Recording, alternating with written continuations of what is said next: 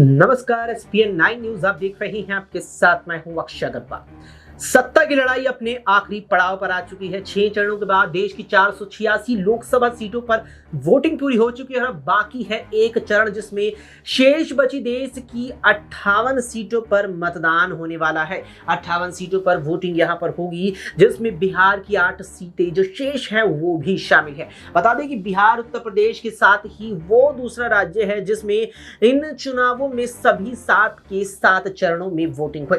ऐसे में बिहार की जिन 8 सीटों पर वोटिंग होने वाली है उसमें काराकाट लोकसभा सीट भी शामिल है। वो काराकाट जो भोजपुरी कलाकार पवन सिंह के निर्दलीय चुनावी मैदान में उतरने से चर्चाओं में आ गए। दरअसल भोजपुरी सुपरस्टार पवन सिंह को भारतीय जनता पार्टी ने अपने उम्मीदवारों की पहली सूची में ही पश्चिम बंगाल की आसनसोल लोकसभा सीट से मौजूदा सांसद टीएमसी के दिग्गज नेता भोजपुरी कलाकार बॉलीवुड अभिनेता शत्रुघ्न सिन्हा के सामने उतारा था। लेकिन पवन सिंह ने अगले ही दिन ट्वीट करके इस बात की जानकारी दी कि वो भाजपा का ये टिकट लौटाते हैं और अपील अपनी पार्टी से करते हैं कि वो उन्हें बिहार की ही किसी सीट से चुनावी मैदान में उतार दे। लेकिन बात उनकी नहीं सुनी जाती, लिहाजा पवन सिंह खुद ही काराकाट लोकसभा सीट से अकेले चुनावी मैदान में निर्दलीय उतर जाते हैं। जिसके बाद अब 7वें चरण में काराकाट सीट पर चुनाव होना है जहां इंडिया गठबंधन की ओर से राजा राम मोहन सिंह चुनावी मैदान में हैं तो उनके सामने एनडीए प्रत्याशी उपेंद्र कुशवाहा है। ऐसे में अगर पवन सिंह को लेकर के बात की जाए तो भारतीय जनता पार्टी ने जब उन्हें पार्टी से निकाला तो उसके बाद एक सवाल बना हुआ था, क्या पवन सिंह के सबसे करीबी और सबसे जिनके साथ उनका 36 का आंकड़ा रहा दूसरे भोजपुरी कलाकार खेसारी लाल यादव चुनाव प्रचार करते नजर आएंगे, क्योंकि चुनावी राजनीति से तो खेसारी दूर रहे हैं लेकिन राजद परिवार लालू परिवार से उनके संबंध हमेशा से ही नजदीकी वाले रहे हैं।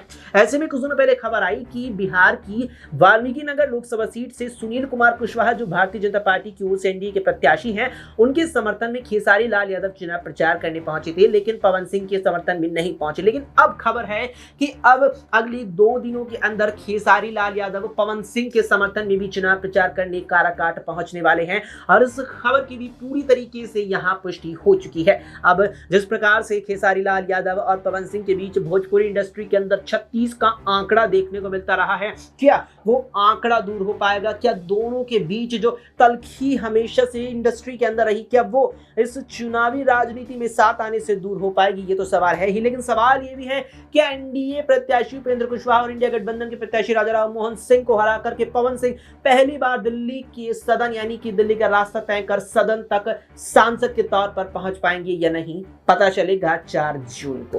फिलहाल के लिए इतना ही। देश दुनिया की तमाम खबरों के लिए देखते रहें एसपीएन 9 न्यूज।